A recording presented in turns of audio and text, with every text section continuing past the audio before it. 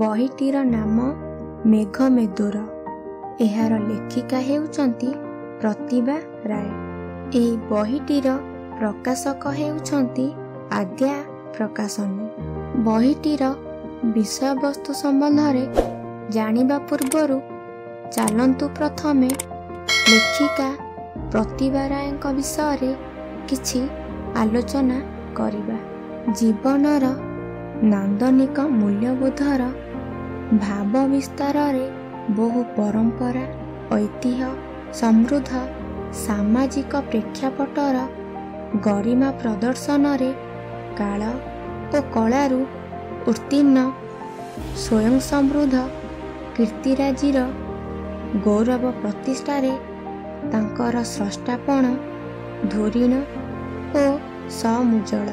ମାନବୀୟ ଆକାଂକ୍ଷା ଓ ଅସହାୟତା ପ୍ରତି ସେ ସମ୍ବେଦନଶୀଳ।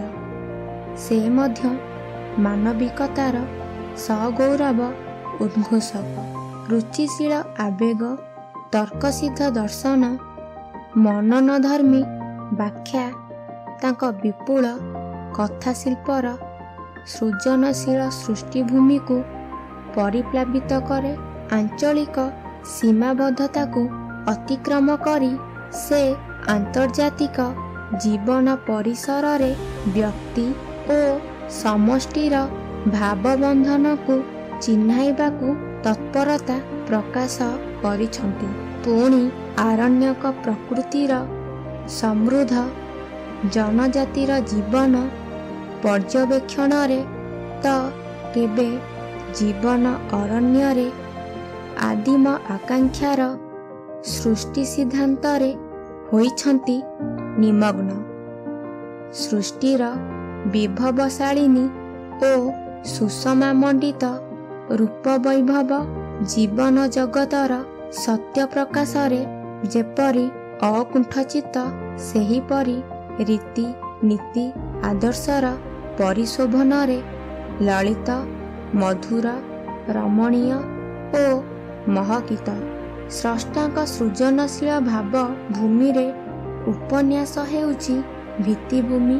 ଭ୍ରମଣ କାହାଣୀ ପରିବ୍ୟାପ୍ତ ନୀଳକାଶ ଓ ଗଳ୍ପ ସମୂହ ଉଜ୍ଜ୍ୱଳ ନକ୍ଷତ୍ରମାଳା। ସମକାଳୀନ ଭାରତୀୟ କଥା ସାହିତ୍ୟରେ ବହୁ ପ୍ରତିଷ୍ଠାର ଅଧିକାରିଣୀ ଯଶସ୍ୱିନୀ ପ୍ରତିଭା ରାୟଙ୍କ ଅନବଦ୍ୟ ସୃଷ୍ଟି ଭୂମିରୁ ଭୂମା ଯାଏଁ ଅପୂର୍ବ ମଣ୍ଡଣୀରେ ମୂର୍ତ୍ତିମନ୍ତ। ଏହା ଥିଲା ଲେଖିକା ପ୍ରତିଭା ରାୟଙ୍କ ବିଷୟରେ କିଛି ଆଲୋଚନା। ଚାଲନ୍ତୁ ଏବେ ଏହି ବହିଟି ମଧ୍ୟରୁ କିଛି ଜାଣିବା। ନିଜ ସୁଖରେ ଅଂଶୀଦାର କରିବା ପାଇଁ ମଣିଷ ସାଙ୍ଗ ଖୋଜେ ନାହିଁ, କିନ୍ତୁ ନିଜ ଦୁଃଖକୁ ଭାଗ ବାଣ୍ଟି ନେବା ପାଇଁ ମଣିଷ ସାଥୀଟିଏ ଖୋଜେ। ପାରିବାରିକ ଜୀବନରେ ବି ଝିମିଟି ଖେଳରୁ ମହାଭାରତ ଯୁଦ୍ଧ ହୁଏ। ସେହିପରି ମେଘମେଦୁର ଏକ ରହସ୍ୟମୟ କରୁଣ କାହାଣୀ। ଚାଲନ୍ତୁ ଏବେ ବିଷୟବସ୍ତୁ ସମ୍ବନ୍ଧରେ ଆଲୋଚନା କରିବା। ତମେ ଆଦିତ୍ୟ, ମୁଁ ଅଶ୍ରୁ।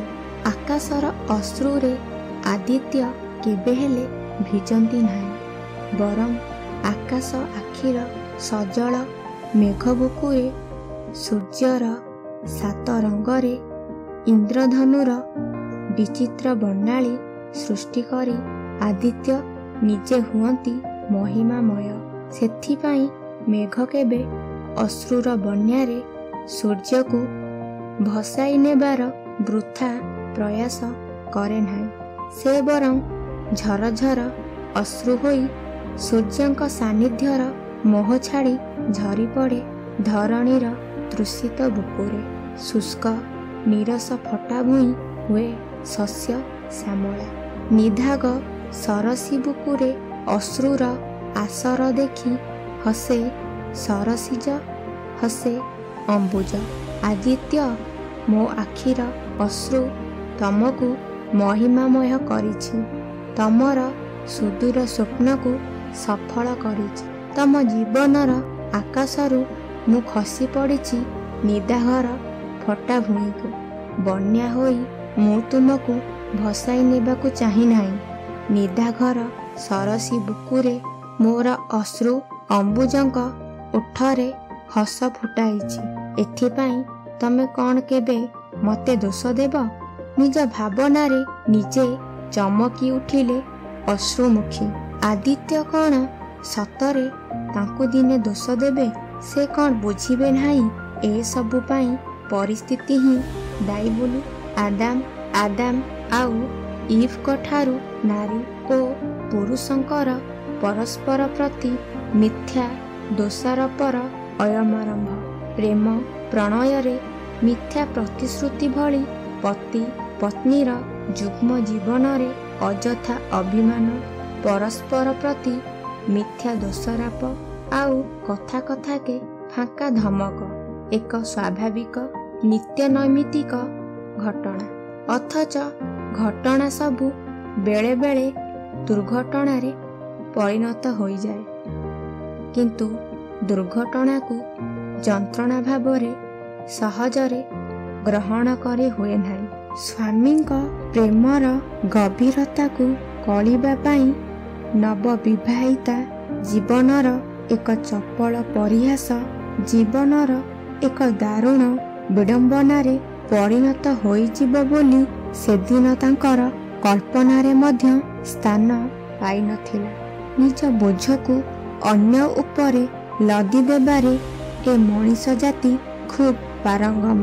ଅଥଚ ଜୀବନରେ ଏମିତି ଗୋଟାଏ ଭୁଲ ହୋଇଯାଏ, ସେଥିପାଇଁ କାହାରିକୁ ଦୋଷ ଦେଇ ହୁଏ ନାହିଁ। କିନ୍ତୁ ବାସ୍ତବ ଜୀବନରେ ଆଖି ବୁଜି ଅନ୍ୟ ଉପରେ ଦୋଷ ଲଦି ଦେବାର ଏହି ସ୍ୱାର୍ଥପର ନୀତିଟା ବେଳେବେଳେ ଖୁବ୍ ଆବଶ୍ୟକ। ମନର ଭାରସାମ୍ୟ ରକ୍ଷା ପାଇଁ ତାହା ସହାୟକ ହୋଇଥାଏ। ସ୍ୱାଭାବିକ ଜୀବନଯାତ୍ରା ପାଇଁ ବେଳେବେଳେ ଅନୁଚିତ କଥା ମଧ୍ୟ ସ୍ୱାଗତ ଯୋଗ୍ୟ। ନିଜ ସୁଖରେ ଅଂଶୀଦାର କରିବା ପାଇଁ ମଣିଷ ସାଙ୍ଗ ଖୋଜେ ନାହିଁ, କିନ୍ତୁ ନିଜ ଦୁଃଖକୁ ଭାଗ ବାଣ୍ଟି ନେବା ପାଇଁ ମଣିଷ ସାଥୀଟିଏ ଖୋଜେ। ଏହା ଥିଲା ଏହି ଉପନ୍ୟାସର କିଛିକାଂଶ। ଯଦି ଏହି ବହିଟିକୁ ଅର୍ଡ଼ର କରିବାକୁ ଚାହୁଁଛନ୍ତି ତେବେ ଆମ ୱେବସାଇଟ୍ odisashop.com କୁ ଭିଜିଟ୍ କରନ୍ତୁ। Thank you.